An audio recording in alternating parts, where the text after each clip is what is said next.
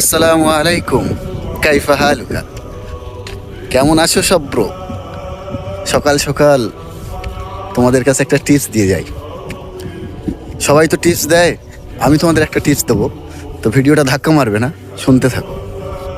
যে পৃথিবীতে এখন পুরো ওয়ার্ল্ডে ধনী ব্যক্তি অনেক রয়েছে, ইলন মাস্ক, বিল গেটস, ঠিক আছে? তো আমি তোমাদেরকে একটা টিপস দেবো যে এরা ধনী, দুনিয়াতে অনেক ধনী, অনেক ধনী। এদের কাছে অনেক অর্থ, অনেক টাকা, এদের মতো ধনী নেই বর্তমান। অনেক পয়সা আছে এদের কাছে।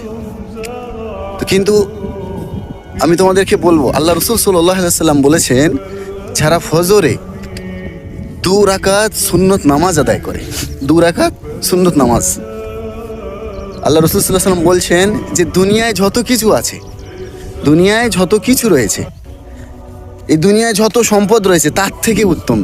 তাহলে যে গরিব, আমরা যার চোখে বাহ্যিক চোখে দেখি যে গরিব, আমরা চোখে দেখি গরিব, আমি গরিব, বাট আল্লাহ রাব্বুল আলামিন যাদেরকে ফজরের নামাজ পড়ার তৌফিক দিয়েছেন, যারা ফজরের নামাজ পড়েছে, সুন্নত নামাজ পড়েছে, তারা এই দুনিয়ায় যাহা কিছু আছে তার থেকে ধনী।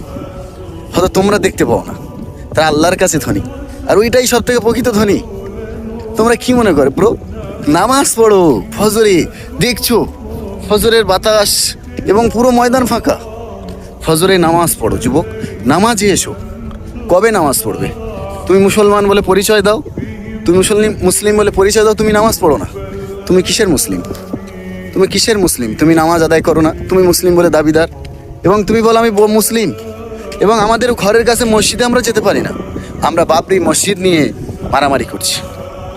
আজ মুর্শিদাবাদে বাবরি মসজিদ হচ্ছে, আমি ঘরের পাশে মসজিদে যেতে পারি না, আমি এখান থেকে বাবরি মসজিদ দেখতে যাচ্ছি মুর্শিদাবাদ। তাহলে আমাদের কি করা উচিত?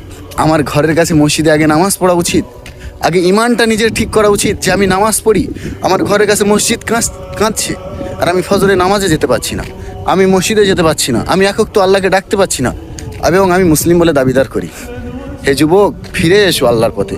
কবে তোমরা বুঝবে যে এক আল্লাহ ছাড়া আমাদের কেউ নেই? এক আমাদের আল্লাহই আমাদের প্রকৃতপক্ষে আমাদেরকে এই দুনিয়ায় যদি বিনা স্বার্থে ভালোবাসে। কোনো গার্লফ্রেন্ড ভালোবাসে না, পৃথিবীতে কেউ বিনা স্বার্থে ভালোবাসে না। হতে পারে তোমার সব ভাই তোমাকে মনে করো যে আমাকে ভালোবাসে, আমার আব্বা, আমার আম্মু, আমার পরিবার, আমার মা, আমাকে সবাই ভালোবাসে। হ্যাঁ, এরা আমাদেরকে ভালোবাসে, কিন্তু আল্লাহই, আল্লাহর কসম করে বলি, প্রকৃতপক্ষে আল্লাহই আমাদেরকে বেশি ভালোবাসে। আল্লাহই আমাদেরকে বিনা স্বার্থে ভালোবাসে, বিনা স্বার্থে ভালোবাসে। যদি একমাত্র পৃথিবীতে কেউ ভালোবেসে থাকে, তিনি হলেন আমার